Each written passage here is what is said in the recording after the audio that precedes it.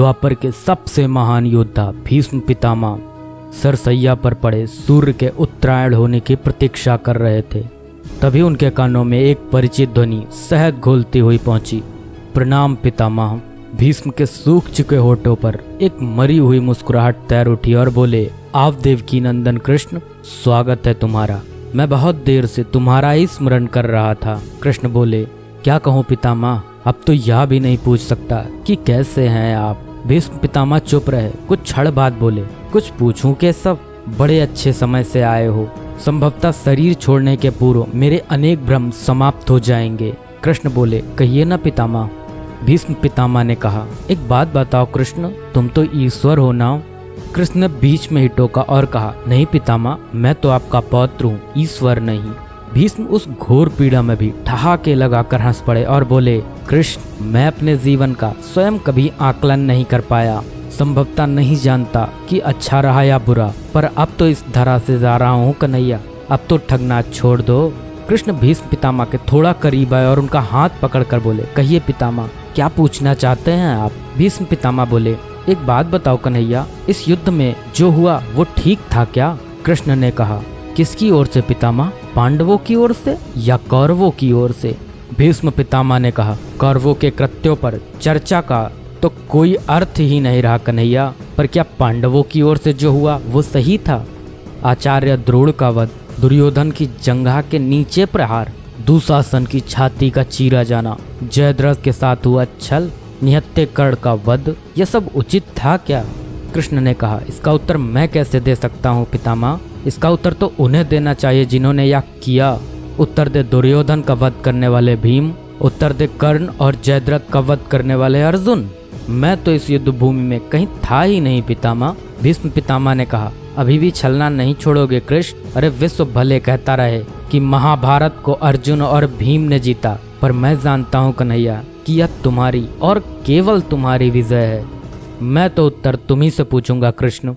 भीष्म पितामह के इतना कहते ही कृष्ण थोड़ा गंभीर स्वर में बोले, तो सुनिए पितामह, कुछ बुरा नहीं हुआ, कुछ अनैतिक नहीं हुआ, वही हुआ जो होना चाहिए। भीष्म पितामह ने कहा, या तुम कह रहे हो केशव, मर्यादा पुरुषोत्तम राम का अवतार कृष्ण कह रहा है। यह छल तो किसी युग में हमारे सनातन संस्कारों का अंग नहीं रहा, फिर यह उचित कैसे हुआ। कृष्ण ने कहा, इतिहास से शिक्षा ली जाती है पितामह, पर निर्णय वर्तमान की परिस्थितियों के आधार पर लेना पड़ता है।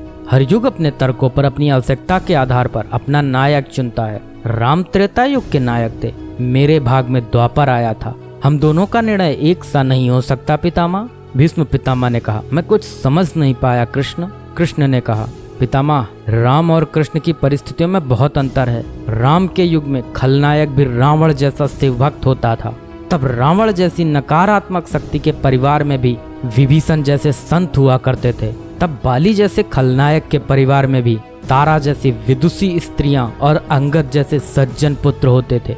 उस युग में खलनायक भी धर्म का ज्ञान रखता था, इसलिए राम ने उनके साथ कहीं छल नहीं किया। किंतु मेरे युग के भाग में कंस, जरासंध, दुर्योधन, दुशासन, शकुनी, जयद्रथ जैसे घोर पापी आए हैं।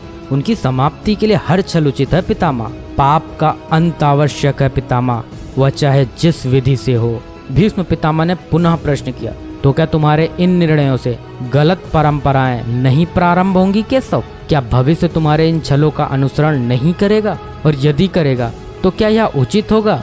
कृष्ण ने कहा, भविष्य तो इससे भी अधिक नकारात्मक आ रहा है पितामह। कलयुग में तो इतने से भी काम नहीं चलेगा, वहाँ मनुष्य को कृष्ण से भी अधिक कठोर होना होगा, नहीं तो धर्म समाप्त हो जाएगा।